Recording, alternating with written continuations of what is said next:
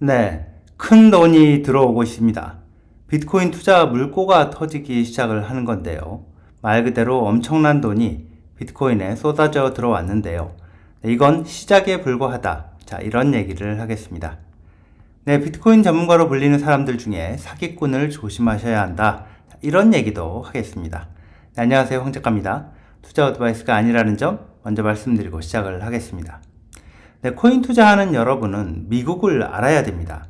네, 미국에서 어떤 일이 일어나고 있는지, 특히 미국에서 비트코인이 어떤 투자 상품이 돼가고 있고 얼마나 큰 돈이 밀려드는지 파악을 해야 자, 이 판이 어떻게 돌아가고 있는지 제대로 이해하실 수 있다. 저는 그렇게 봅니다. 네, 비트코인 가격이 7만 불을 다시 넘었습니다. 어디까지 올라갔다가 다시 조정을 받게 될지 정확히 예측을 할 수는 없는데요. 중요한 거는 가격이 오르는 이유입니다. 비트코인 가격이 오르는 이유는 사실 단순합니다. 네, 많이 사니까 계속해서 사고 또 앞으로도 더 많이 살 것 같으니까 너도 나도 사려는 사람은 많고 팔려는 사람은 적고 그래서 가격이 오르는 거죠. 네, 미국 비트코인 현물 ETF예요. 달랑 하루 동안 무려 8억 8천만 달러의 돈이 들어왔습니다. 하루 동안 ETF 운용사들이요, 고객 돈 8억 8천만 달러를 가지고 비트코인을 사들였다는 얘기입니다. 정확히는 8억 8,700만 달러인데 한국 돈으로 이걸 환산을 하면요 1조 2천억 원이 넘는 돈입니다. 최근 3주 연속으로 3주 넘게 연속으로 매일같이 엄청나게 돈이 지금 들어오고 있습니다. 보시면요, 자, 그래프로 보이면 자, 이렇게 돈이 엄청나게 계속해서 들어오고 있는 중입니다. 그런데요, 기관 자금은 더디게 들어오기 시작을 합니다. 당연한 얘기지만 큰 돈을 지금까지 투자한 적이 없는 상품에 한 번에 왕창 집어넣을 수는 없는 겁니다. 이전 방송에서요, 제가 위스콘신주 연기금 얘기를 했었죠. 이게 바로 그 내용인데요. 네, 위스콘신주 연기금. 자, 여기서요, 전체 자금의 0.1%에 해당하는 1억 8천만 달러 정도를 비트코인 현물 ETF에 투자를 했고, 이게 다른 연기금들이 비트코인 현물 ETF에 투자하는 물꼬를 트게 될 거라는 얘기를 했는데요. 위스콘신주 연기금 역시 0.1%로 시작을 해서 간을 보고 점점 더 투자금을 늘려나갈지 판단을 하게 될 겁니다. 발을 확 담그기 전에 조심스럽게 살짝 발가락부터 넣어보는 게 기관이, 큰 돈이 자, 비트코인 현물 ETF에 투자하는 방식이 될 수밖에 없습니다. 네, 이게요, 헤지펀드 매니저 출신으로 비트코이너가 된 제임스 레빗이, 자, 이런 사람이 정확히 그런 얘기를 합니다. 일단 시범적으로 비트코인을 투자 포트폴리오에 조금 담아본 다음에 비트코인에 대해 좀 더 연구를 하고 그러면서 1%또 거기서 5%까지 이런 식으로 늘리는 방식으로 갈 거라는 거죠. 전통적인 투자 포트폴리오라고 하면 60, 40이죠. 전체 자금의 60%는 주식, 40%는 채권. 그래서 60, 40 이렇게들 부르죠. 자, 위험 자산인 주식에서 일부 떼서 비트코인에 투자를 하게 되고 그러다가 점차 나중에는 채권에서도 떼어서 비트코인에 투자하는 그런 방식이 될 거라고 이렇게 보고 있습니다.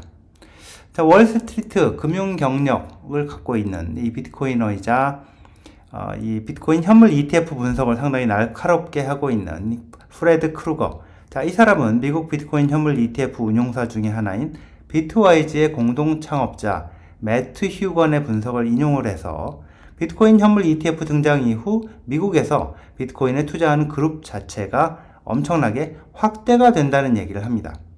미국의 투자자 전체를 100으로 보면 비트코인 현물 ETF가 미국 시장에 나오기 전만 해도 자, 100 중에서 20, 남한테 안 맡기고 내가 투자 상품을 골라서 투자하는 아주 적극적인 투자자 20, 이 20에서 비트코인 투자하는 사람들이 있었다는 거고요. 그런데 현물 ETF가 등장을 하면서 기관을 포함한 나머지 80, 비트코인 현물 ETF라는 방식으로 비트코인에 투자할 아주 쉬운 문이 이 80에 열렸다는 겁니다.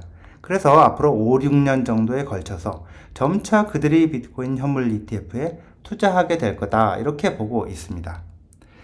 네, 비트코인 현물 ETF가 미국에서 승인되고 거래가 시작이 된 날이 1월 11일입니다.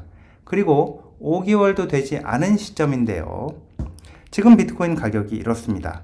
엄청난 돈이 밀려들다 보니 그 돈으로 사들이다 보니 가격도 이렇게 오르고 있는 겁니다. 네, 비트코인 전문가, 비트코인에 대해 잘 아는 사람을 종종 비트코인 전문가 이렇게 부르죠. 그런 사람들 중에 한때 여러 사람들이 보기에 저 사람은 정말 비트코인의 진심이다. 그리고 비트코인에 대해 공부를 많이 해서 잘 안다. 이렇게 평가를 받던 사람들이 있죠. 내가 비트코인 창시자 사토시 나카모토다.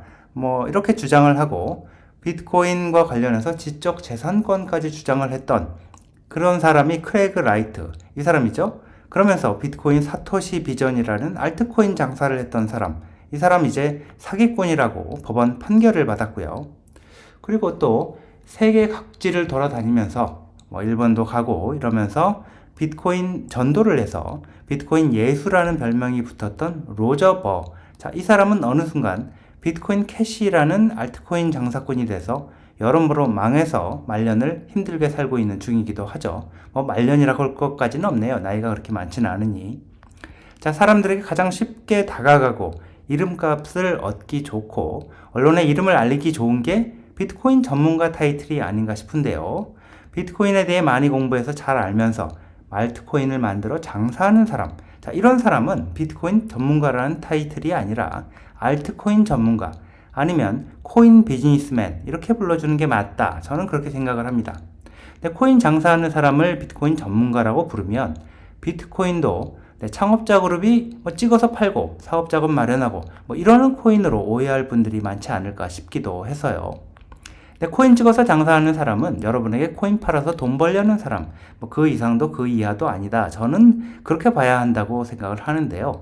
설령 그 사람이 과거에 비트코인 예수로 불렸던 사람일지라도 그러다 코인 장사하는 비즈니스맨이 됐다면 코인 사업가로 불러주는 게 맞을 것 같습니다. 아마도 대부분은 미등록 증권을 불법으로 판매하는 사업가가 될 가능성이 상당히 높겠고요. 네, 여기까지입니다. 시청해 주셔서 감사합니다.